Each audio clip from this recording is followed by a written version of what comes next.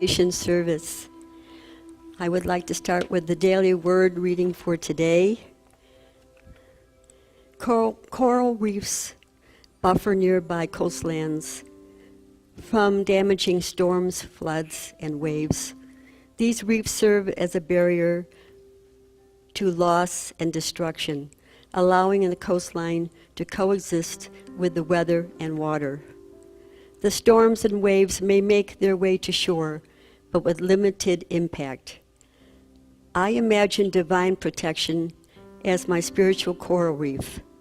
Even if I feel afraid of life storms, I can find protection in spirit.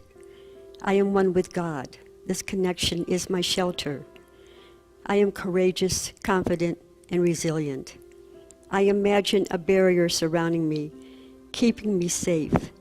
Divine protection strengthens me, steadying me as I bravely face the waves.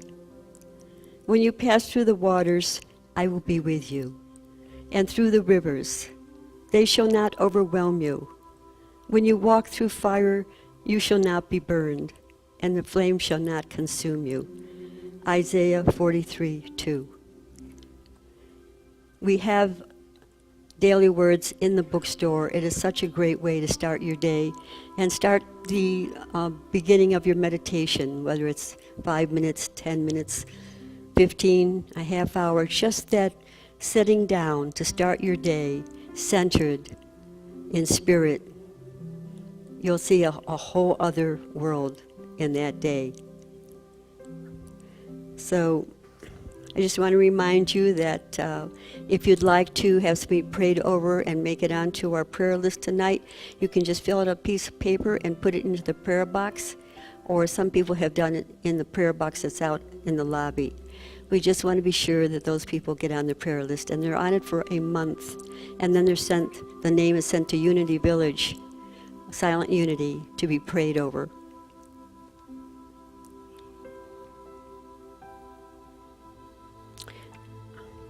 Okay, so we're going to start our chanting.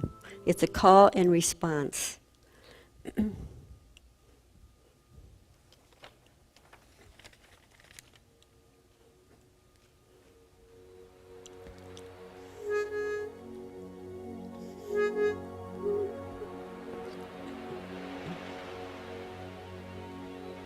How gracious, how gracious,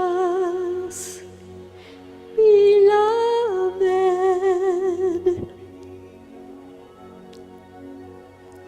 your presence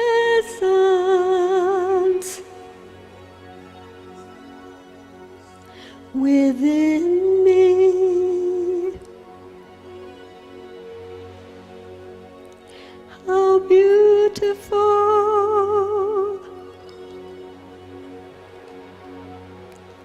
your song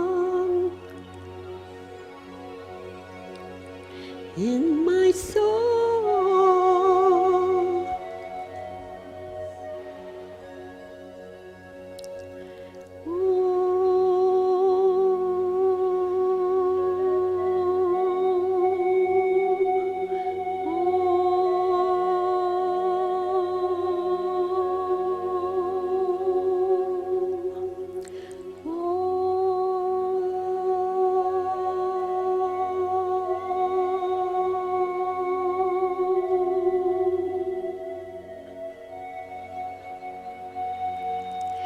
How joyous,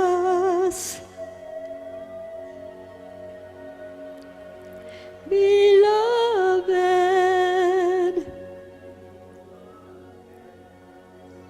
my presence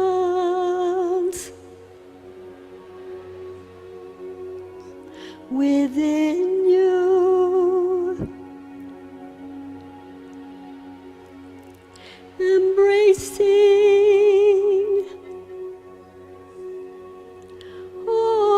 others in my soul.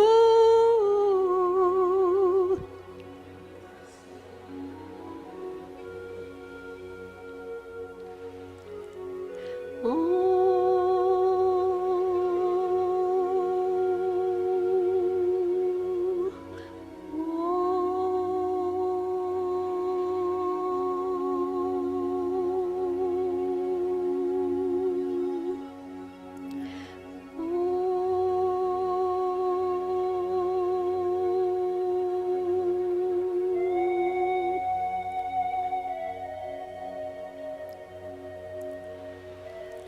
like sunlight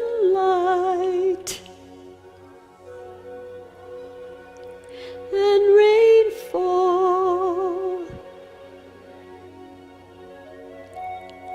expanding,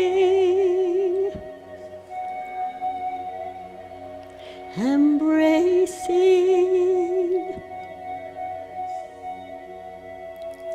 How gracious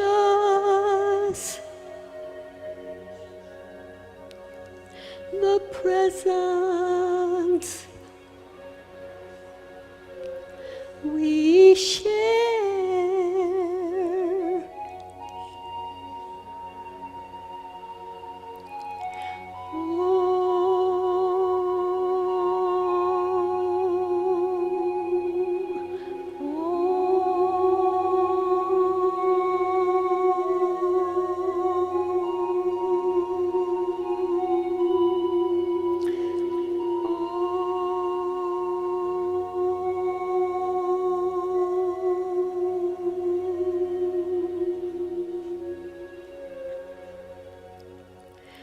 How gracious,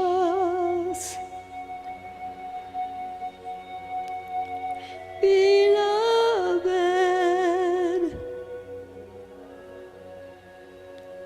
your presence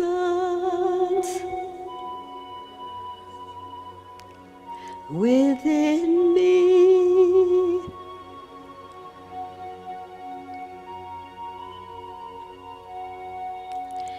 How beautiful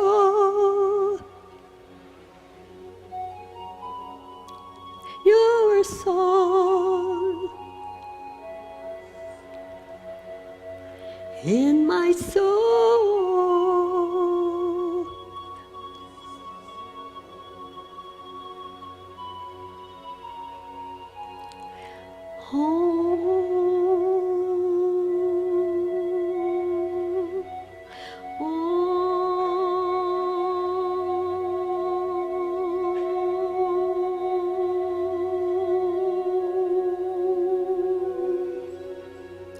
How joyous,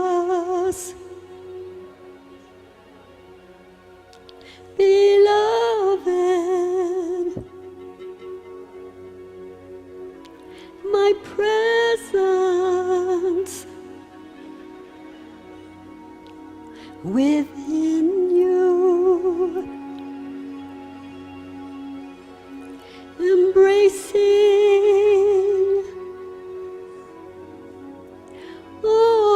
others in my soul.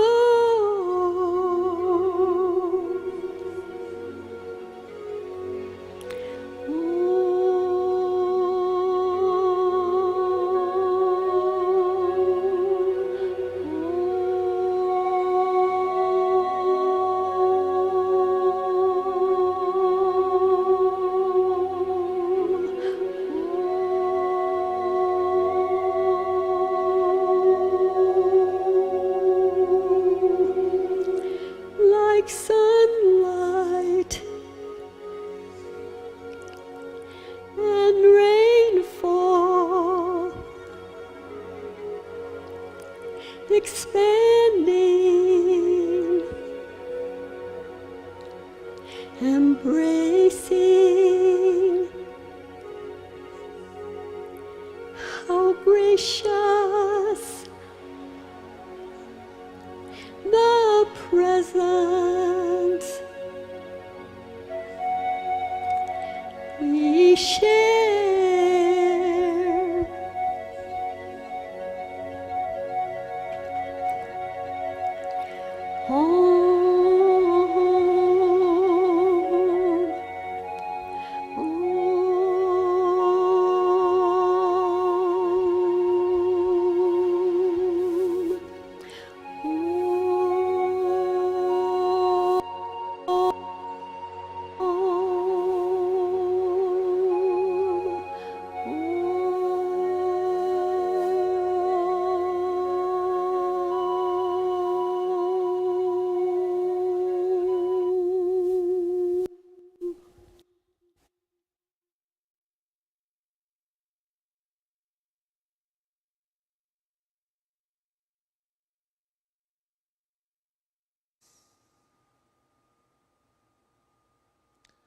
Good evening, everyone.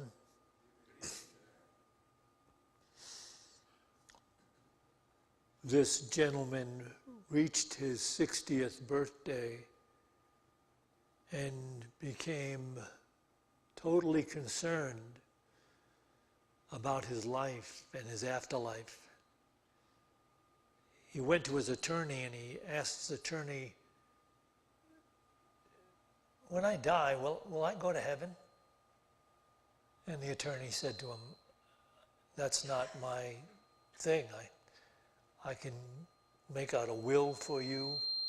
I can take care of all that type of business, but I have no way to tell you whether or not you're going to heaven when you die. And so the guy, still overly concerned, went to his doctor and said, Doc, when I die, will I go to heaven? And the doctor said, I can examine you. I can try to make sure that you're getting the best possible treatment for whatever it is that may come up in your life physically. He said, I can't tell you whether or not you're going to go to heaven when you die. So finally he goes to see the priest.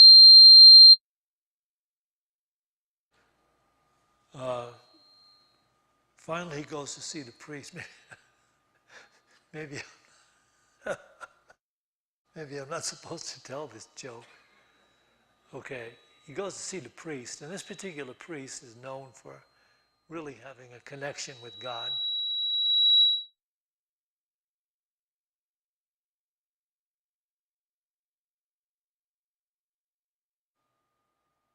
Ah, okay. So he goes to see the priest, and he asked the priest, he said, Father, if when I die, will I go to heaven? And the priest says to him, let me pray about it. Come back tomorrow morning. So the next morning he shows up at the chapel and he sees the priest and he says, well, and the priest says, I have good news and bad news. And he says, well, okay, well, what's the good news? The priest says, the good news is when you die, you're going to heaven. He said, well, then what's the bad news? He said, priest says, you're going this afternoon.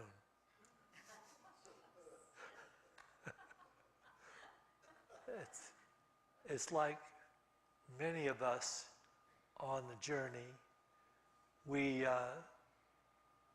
really want to enter into this kingdom of God that is spoken about. But when it comes down to that place where you have to die to get to heaven, there's a resistance within us. And that's a natural resistance, not only because it flies in the face of our personal fears, but that is not consistent with an inner understanding of reality. Heaven is a state of awareness that can be cultivated. And when we enter it and continue to cultivate it, we know that we are there where we have sought to be. And when we are there where we have sought to be, we know it can never leave us. Whether we stay and remain in this body for how many years, it doesn't matter. We're going to go on in that state of consciousness to whatever is next for us on the journey. And for most of us in Unity, we understand that has to do with reincarnating and being more able to choose the life and the lifestyle that you really want. And I'll just tell you this is an aside, it has nothing to do with what I was really intending to talk about. But when we look at reincarnation, the general attitude toward it is that we get to a certain development, we can choose our parents. At least that's something we can do. We can choose our parents. And so many people go around thinking that we always, whenever we incarnate, we choose our parents. But Casey did not explain it exactly like that. Casey had certain reservations in which he would say, at a certain development, the soul can decide much of what its next life will be like. But for most people, they don't have that development. So where their soul is and what their soul needs to become more God conscious, that they will be drawn into whatever parents and whatever environment, whatever conditions are necessary for them to gain the spiritual strength that they will need to become, cosmic travelers. You want to put it that way. That's just an aside. What I really came to discuss has to do with finding the consciousness divine right where we are. And that means learning how to feel good wherever we are in life, doing whatever we're doing. Just recently I heard a radio program on my way down. They were talking about this new syndrome in the minds of people. The syndrome is called silent quitting. It has to do with people who have gone back to work after the pandemic, but they are not want to really be there. So they have in their minds, they're not connected to the work that they're doing in such a way as back in the day, there were people connected to their work, not only for, noble reasons, that wanting to do the best job they could. They were connected by the whole concept of getting that retirement when they reached that age. When they were 60 years old, they would then be able to be free, have enough money from retirement to do what they want to do, go where they want to go, play golf, travel, whatever. So there was that incentive for them to do a good job along the way. But that incentive is almost completely gone. The incentive to really work in a meaningful way, to do the work as best you can, is gone. They're saying right now, the syndrome of silent quitting is that, yes, people have gone back to work. Some of them, a lot of them are not going back. They're just not going back. They were on this pandemic thing. They got paid these stipends. They got the extra unemployment. They had a life in which for almost 2 years or maybe more, they could get up in the morning and do whatever they wanted to do. And then the concept, the idea of going back to that 9-to-5 job, in many cases, it's a cubicle somewhere where you sit in and you have to do all this work, or you have to go back to the warehouse and you have to, load the stuff into the boxes. You have to be there. You have to be quick. Anyway, it just wasn't something that was appealing to these people, and not to them. It seems that it has grown in scope now. There's a lot of people not who have not gone back to work, but there are people that have gone back to work, but they have silently quit in their mind. They're not there for that job. They're not there, and they don't care that much whether or not it comes to light by the people above them, and they lose the job. So there's not even enough fear in the idea of losing the job for them. So they have this syndrome now called silent quitting, where inside they have quit. I know what silent quitting is because I have silently quit a number of the really crummy jobs I have had. But what is missing in the human experience is a valid understanding of the truth of how life actually works. And we have discarded that truth or ignored it over years, where it was maligned by psychologists and all manner of people putting it down, the whole idea of the truth that is shared by the spiritual masters. That has been overtly discarded. The idea that you are reaping what you sow, that this is a reciprocal world, that what you are putting out, you are getting back.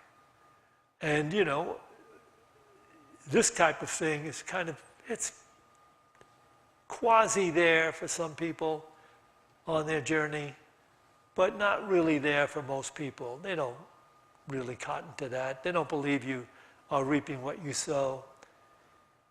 But the masters are attempting over and over again, and have, through what they have written and declared, is that this is a reciprocal world, that the world each person is living in is a construct of his or her consciousness.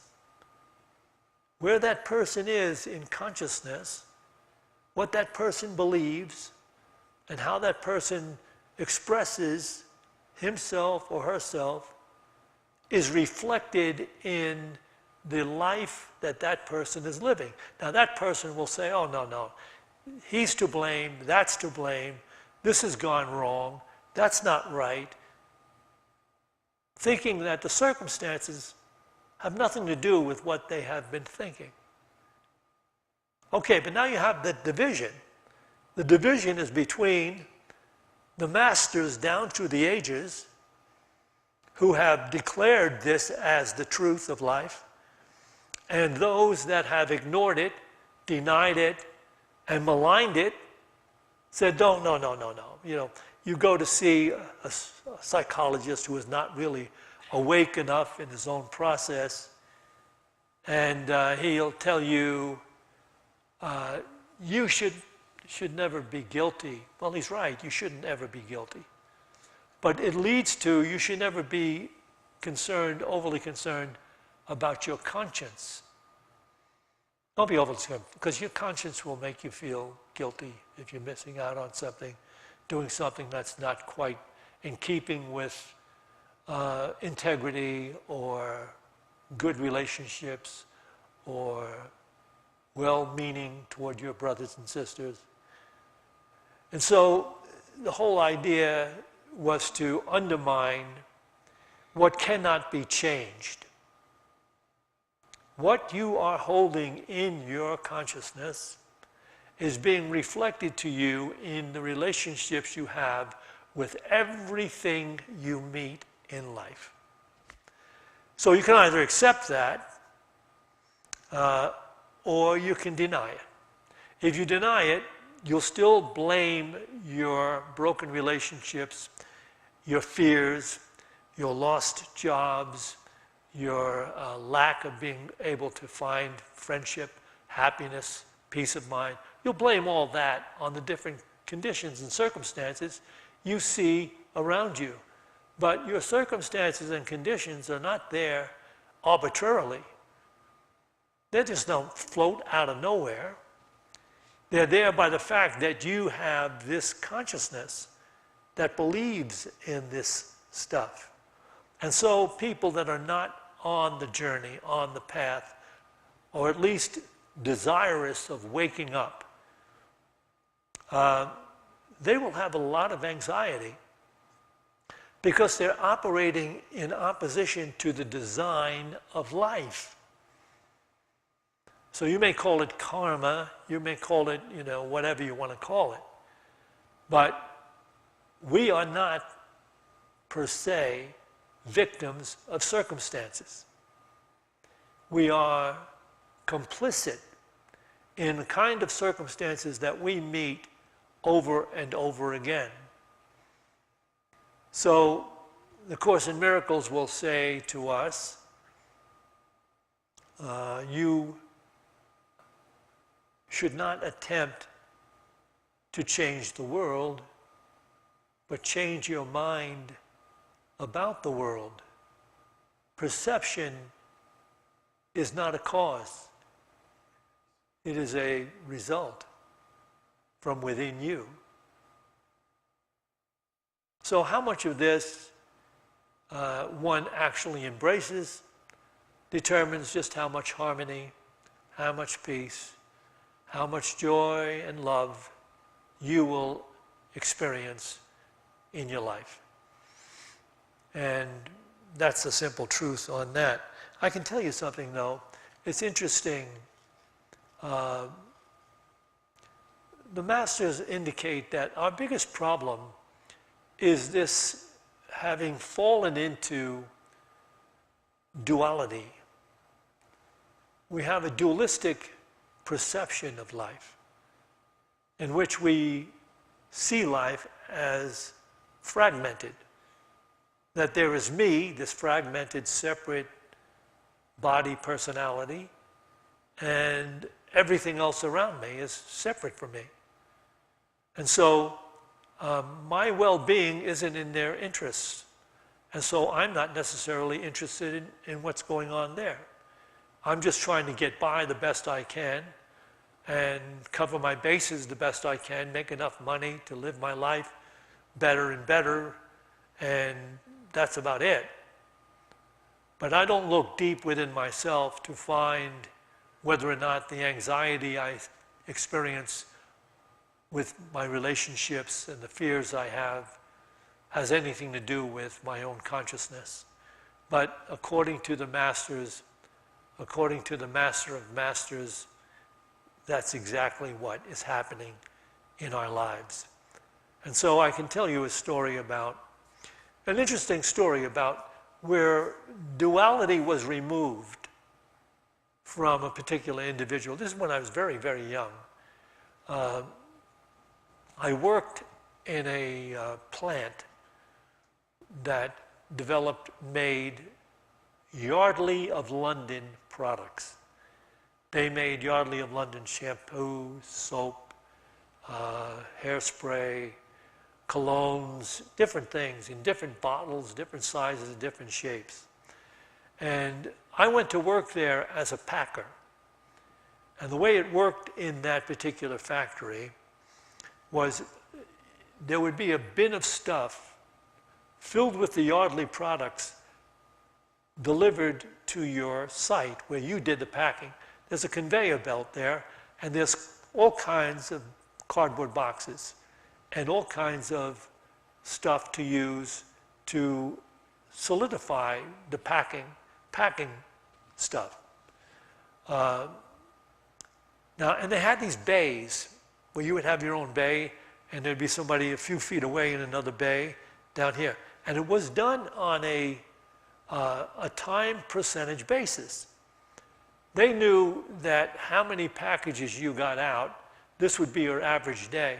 But the packages you got out over that would be a percentage higher in your salary that week. You get more money the more packages you got out. Now the difficult part about this is you're packing different shaped stuff. Every box is going to a different place, and you get the order slip that they want so many shampoos, so many perfumes, so many soaps, but none of them are the same, and they're all different sizes, and they're all different quantities. So the thing you have to do is you have to choose the size box you're going to use, and then you have to pack it, and then you have to use the packing to make sure that everything is packed tight. Because when your box goes down the conveyor, it has your number on it. And at the end of that conveyor, there are people down there that shake the box. If anything moves in that box, what happens is you see it come onto your conveyor from the other side to be repacked. And you've lost time, and you've lost money. And you never saw as many crazy people on their 15-minute break, as you saw at Yardley of London. But when I was being trained, and by the way, I don't know how far away I'm getting from a spiritual point here. This story seems interesting to me as I recount it in my own mind. So I'm going to get through with it. Whether you get anything out of it, it's up to you. So when I was getting broken in, the supervisor breaking me in showed me at the different sites these guys packing these boxes, and you see them going away. I mean, they're all sweating at this, doing this whole stuff as fast as they can to get those boxes down the conveyor and make more money. He said, but this guy over here, watch him for a while. And I watched him. He didn't seem to be moving as fast as the others. And I said, oh, well, he said, he makes more money every week than everyone else. Because he simply has some kind of, he's like a savant. He can look at a packing slip and know exactly the box that's going to be perfect for it and just exactly what packing he's going to need. He has that ability. You watch him. He never has to go back. He never makes a mistake. He never has to repack. He never has to get frustrated. And it's because this guy said he's shell-shocked. He was shell-shocked during the war or something. And so he had some mental aberration. And what it turned out is that when I talked to the other guys on the crew, when we were on a break, they would say, no, he's totally out of his mind because he sees himself as connected to every one of the products, the boxes, the conveyors, and the people here. He doesn't see himself. He doesn't have a personality. Well, actually, what happened was his brain had made that shift. This is the kind of shift we want to make to see the oneness of everything, that we can flow with it. He flows with everything, no matter what happens. He was flowing with it. Okay, his is a mental aberration, but ours is a choice to enter into that consciousness. And here's the key to it. The key is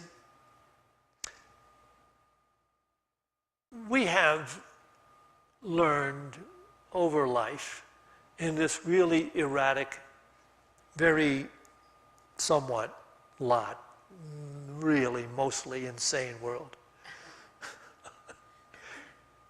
that there is a time that is called play, and then there's a time that is called work. And we seek that playtime, and we are told by the media all the thing that's going on, and on social media and television and the radio, everybody is always propagating the whole idea of having fun and having playtime and getting out of as much work as you can in order to accomplish that. And that's our problem. You see, this division we're talking about enters the mind, and we are divided against that which is taking place in our life. We're divided against it. The things that are going according to our desires, we can flow with. We don't have anxiety. Things that are happening according to the way I'd like them to happen, that's fine. But when things aren't happening quite according to what I like to happen, I'm beside myself. I want to get over this. I want to get out of this. I want to get away from this. See, what I'm saying right now is crazy to the world. But the fact is, it is incumbent upon us through spiritual practice to get to a place where we're not in a state of resistance to that which is. And the more we are able to enter that state of not being in resistance to whatever comes our way, the more we can get into that state, the less will be the anxiety, the concern, the difficulties, the breakdowns, the broken relationships, the concerns, the fears, the illness. The less of that will be because your soul will rejoice at the fact that you have become awake to the truth about how life actually works.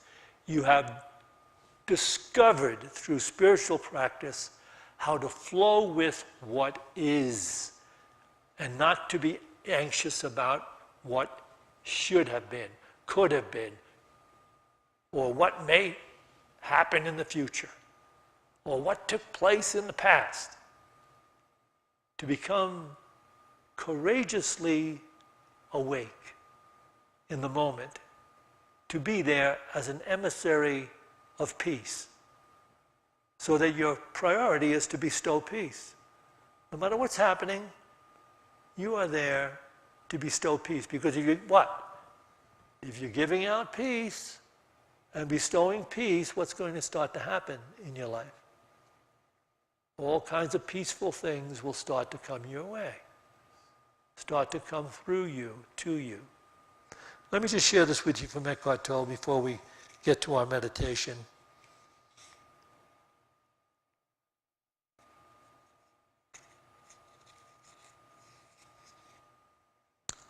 This is from his book, Stillness Speaks, page 43. Do you treat this moment as if it were an obstacle to be overcome?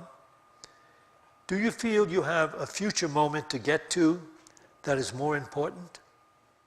Almost everyone lives like this most of the time. Since the future never arrives except as the present, it is a dysfunctional way to live. It generates an undercurrent of unease, tension, and discontent. It does not honor life, which is now and never not now. Life is now and never not now.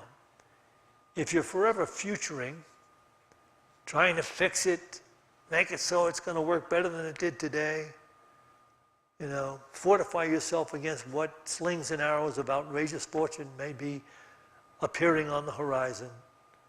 If you're living like that, you're living in a state of constant angst. So you see, this is a hard calling. This is a hard calling into the enlightened state of awareness. But if we arrive there, we don't have to die to go to heaven. We enter heaven, and then death becomes almost insignificant. Let me read you something else from the Master Eckhart Tolle. We could make this week's assignment. Are you ready to take this as your assignment this week? Will you tithe $1,000 next week if it works? Oh my God, no, I'd rather die and go to heaven. All right, this is it. Whenever you are able, have a look inside yourself to see whether you are consciously creating conflict between the inner and the outer, between your external circumstances at that moment, where you are, who you are with, or what you are doing, and your thoughts and feelings. Can you feel how painful it is to internally stand in opposition to what is? I'll read that again. Whenever you are able, have a look inside yourself to see whether you are consciously creating conflict between the inner and the outer, between your external circumstances at that moment, where you are, who you are with, or what you are doing, and your thoughts and feelings. Can you see how painful it is to internally stand in opposition to what is? When you recognize this, you also realize that you are now free to give up this futile conflict this inner state of war.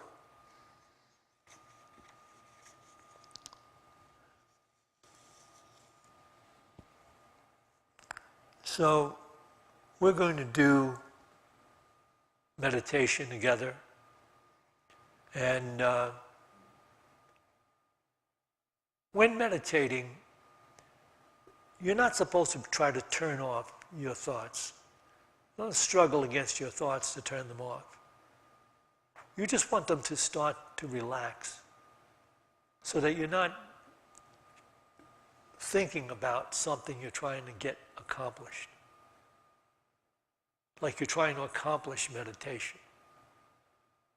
It's better to be just sitting here, allowing your thoughts to pass by, watching them the way you would watch an uninteresting, colorless, soundless parade.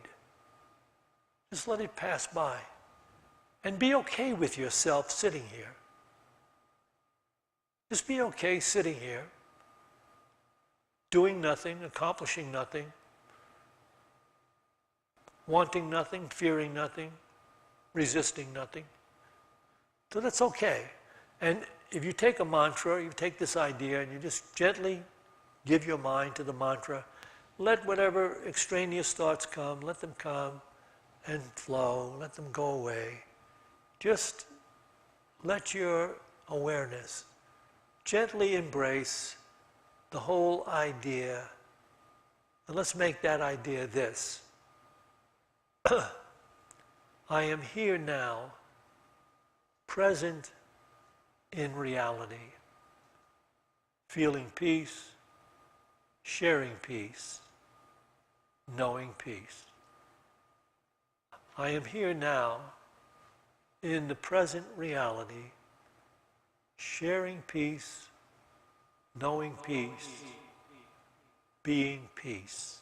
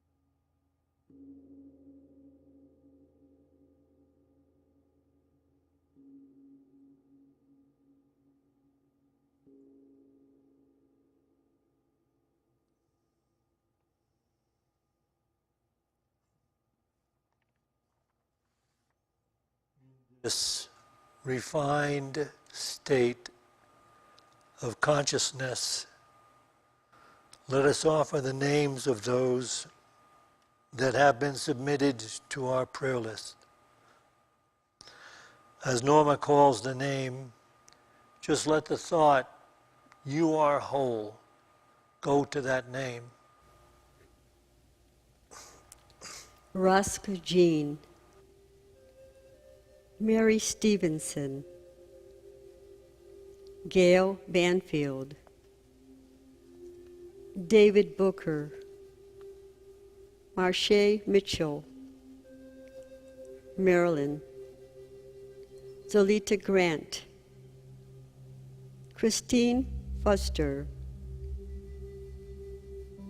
Edward A.K.A. Regina, Jose, Kate Beltrami and family, Mary Grace and roommate, Pat Mann, Michael N., Eric Harris, Steph Pfeiffer, Chase Pfeffer, Sandy Domenico, Diana Pfeffer, Steve Taylor, Sandy Bigtree, the people of Ukraine, Unity Church and Garden, Sarah, Rachel Zink, Sandy Spahn and family, the air, water, earth, all life on planet Earth. And you can call out a name if you would like to at this time.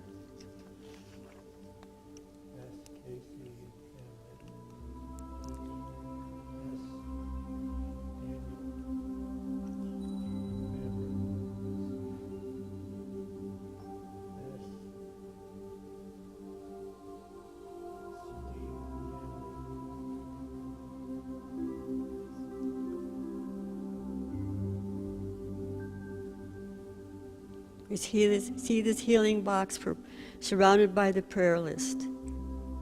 We see healing light ascending on all the names in the prayer list. And they are healed. All the people are healed physically, mentally, and spiritually.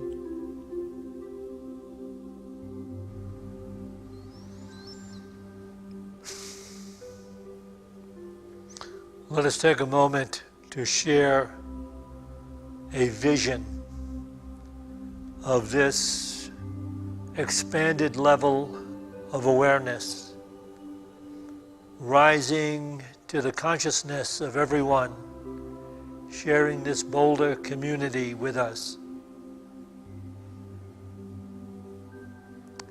And this ideal level of consciousness rising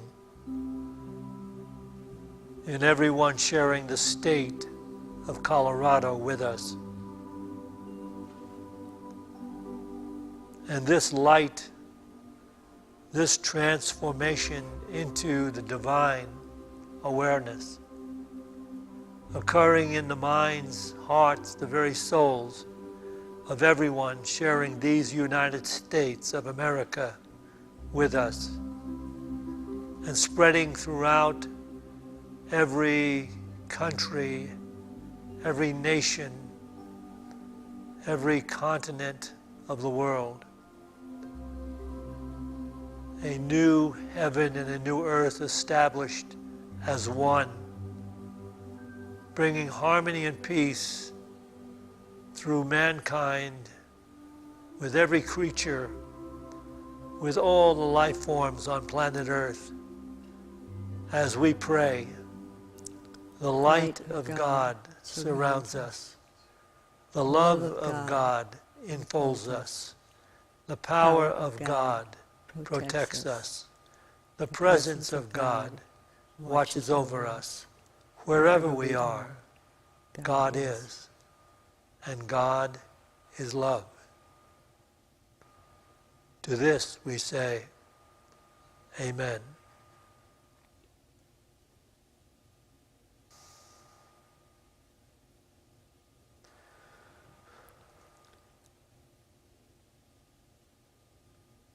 We will take an offering for unity now.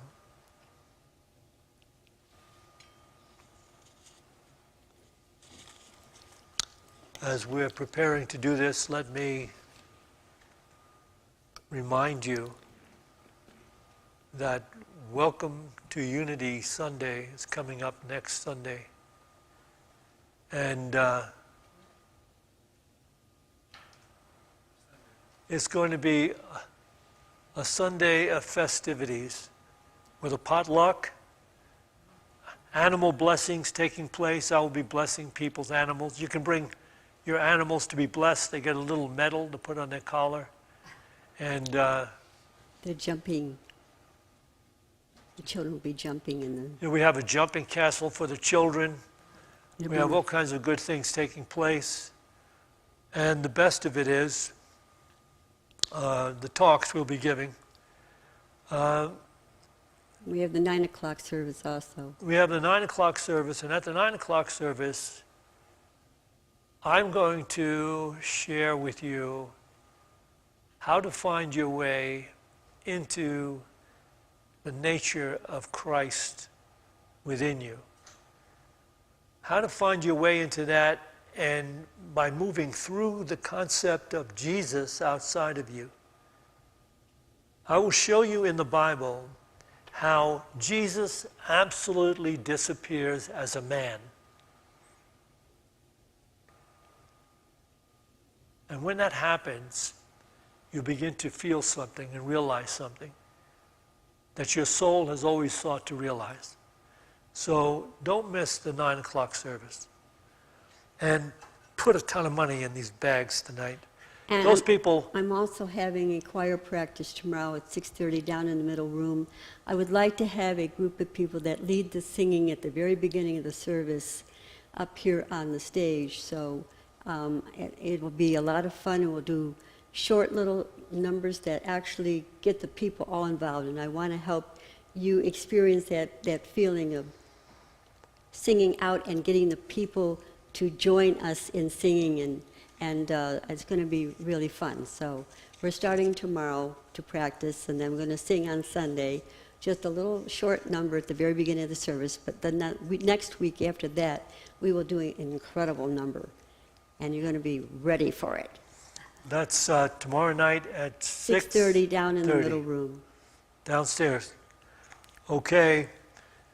Those of you that are watching on the live stream, we appreciate whatever gifts you'd like to send our way. And so let's all bring to mind that financial gift you would like to make to Unity of Boulder. Let's bless it with this offering statement, this prayer. Divine love through me blesses and multiplies all that I have, all that I give, and all that I receive, because I give. And so it is.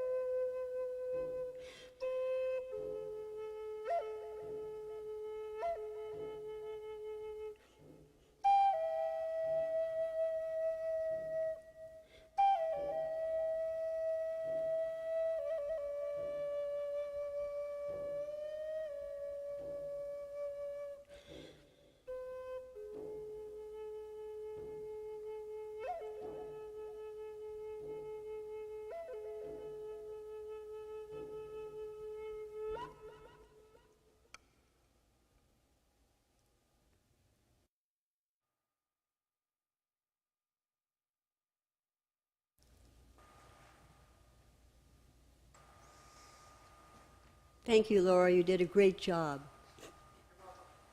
Thank you. Join me now, please. We dedicate this tithe to the will and the work of the Spirit of truth, the Spirit available to each of us, the spirit that joins all of us. We dedicate this tithe to the victory of the Spirit of truth. And so it is. Amen. We'll see you all on Sunday. Be there for both services because the second service is going to be fabulous. The only thing I didn't mention, we'll be doing an animal blessing for all animals, whatever kind of pet you have, but no poisonous snakes. Okay, we don't do the poisonous snake thing. All right, that's it.